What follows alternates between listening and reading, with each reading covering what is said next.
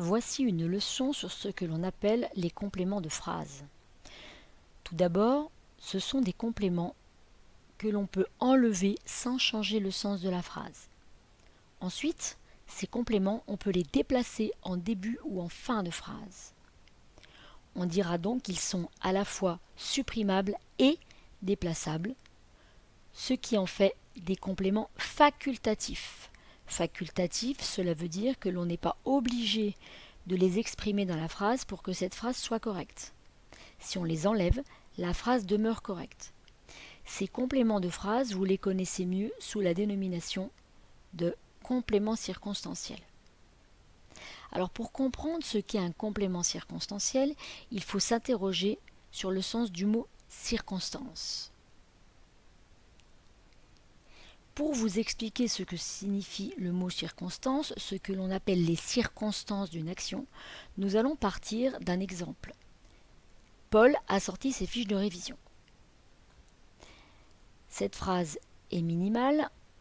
On peut se demander au sujet de cette action où cela s'est passé. On peut imaginer que cela s'est passé en cours de mathématiques. On peut encore se demander quand cette action s'est passée. Elle a pu se passer le matin même. Demandons-nous encore de quelle façon Paul a sorti ses fiches de révision. Il a pu le faire gentiment. On peut aussi se demander pour quelle raison il a sorti ses fiches de révision, c'est-à-dire pourquoi faire. Il a pu les sortir pour me les prêter. Dans la phrase « Paul a sorti ses fiches de révision », si l'on restitue les circonstances de l'action, donc les compléments circonstanciels, cela peut donner la phrase suivante. Ce matin, pendant le cours de mathématiques, Paul a gentiment sorti ses fiches de révision pour me les prêter. Vous remarquerez que j'ai mis les compléments circonstanciels ou compléments de phrase en violet et que ces compléments sont bien supprimables, puisque cela nous ramène à la phrase « Paul a sorti ses fiches de révision », mais on peut également les déplacer. Je vais vous le montrer. Ce matin, Paul a gentiment sorti ses fiches de révision pour me les prêter pendant le cours de mathématiques. Pendant le cours de mathématiques, Paul a gentiment sorti ses fiches de révision pour me les prêter ce matin.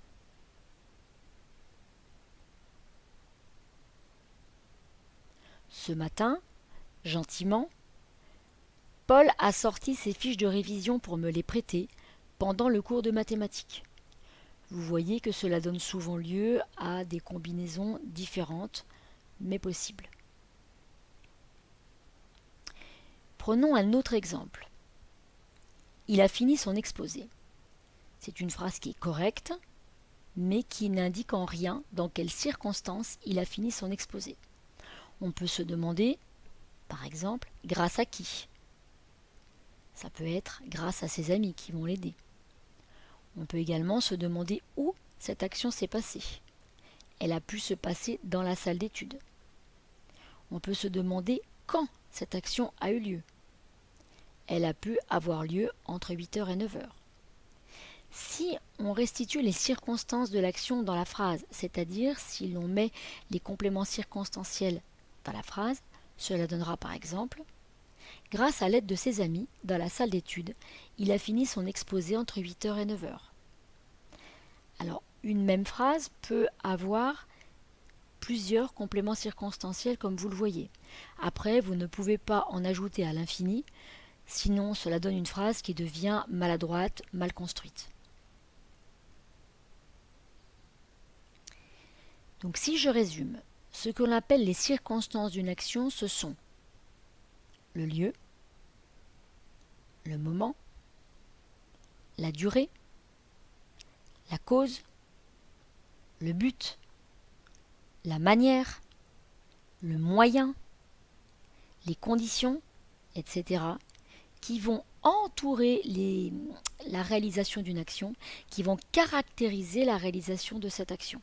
Donc cela nous donne des détails sur les circonstances de la réalisation de cette action, c'est-à-dire que cela apporte des précisions sur le lieu, le moment, la durée, la cause, etc. Ces circonstances sont exprimées dans la phrase par des compléments circonstanciels qui sont des compléments de phrase et qui sont déplaçables et supprimables. Ces compléments de phrase sont déplaçables et supprimables, contrairement à ceux que l'on appellera des compléments de verbe, qui seront le COD et le COI notamment, il en existe d'autres. COD et COI ne sont pas déplaçables, pas supprimables. Donc c'est ce qui va les différencier. Voici un tableau récapitulatif sur les différents compléments circonstanciels que je voudrais que vous reteniez. Le complément circonstanciel de lieu va répondre à la question où, ou bien d'où, ou bien par où, ou bien vers où une action va se réaliser. Voici l'exemple suivant. Au collège, je retrouve mes amis dans la cour.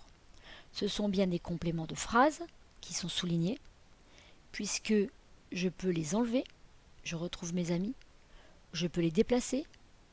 Dans la cour, au collège, je retrouve mes amis. Je retrouve mes amis dans la cour, au collège. Vous voyez qu'on peut les déplacer et les supprimer, ce sont bien des compléments de phrase.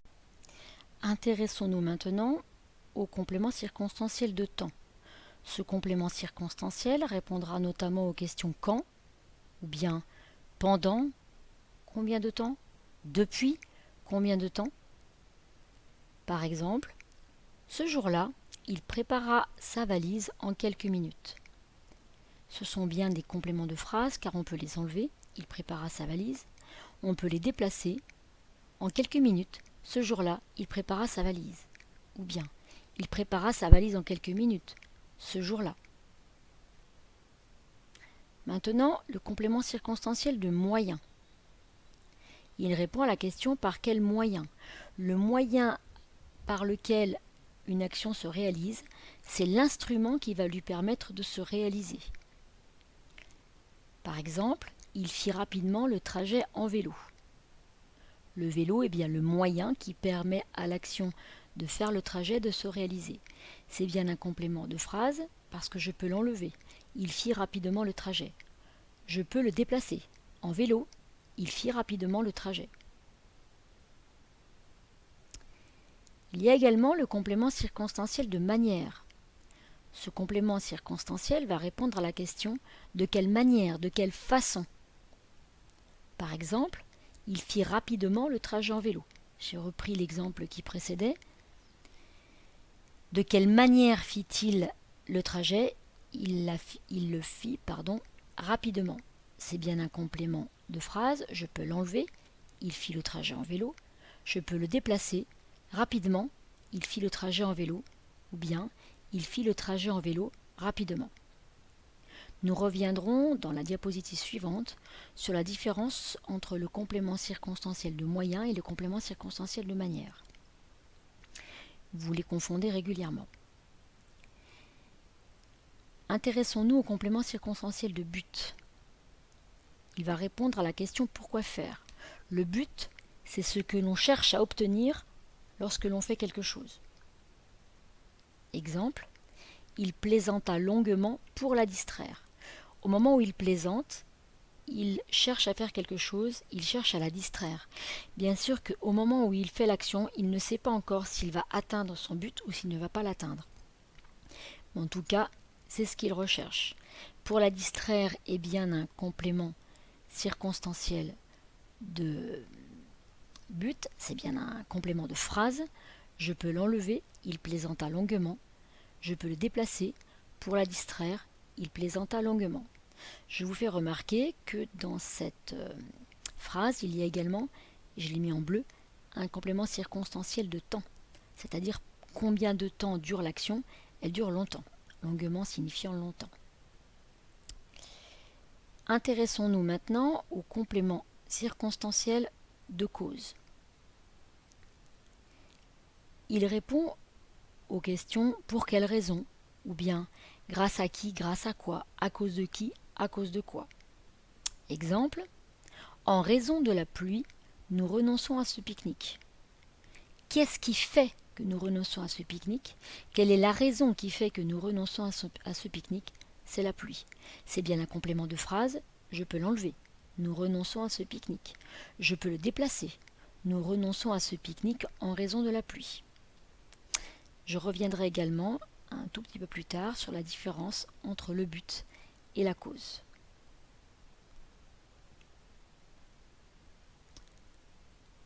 Nous allons maintenant faire un zoom sur les compléments circonstanciels de manière et les compléments circonstanciels de moyens.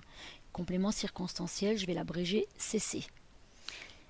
Ces deux compléments circonstanciels ou compléments de phrase, vous les confondez souvent. Pourquoi? Parce que vous avez tendance à faire répondre chacun d'eux à la question comment. En effet, ça marche, mais il faut faire très attention. Si les deux répondent à la question comment, le complément circonstanciel de moyen va renvoyer un élément concret, un instrument, un couteau, une canne à pêche, une voiture, une corde, un caillou, etc.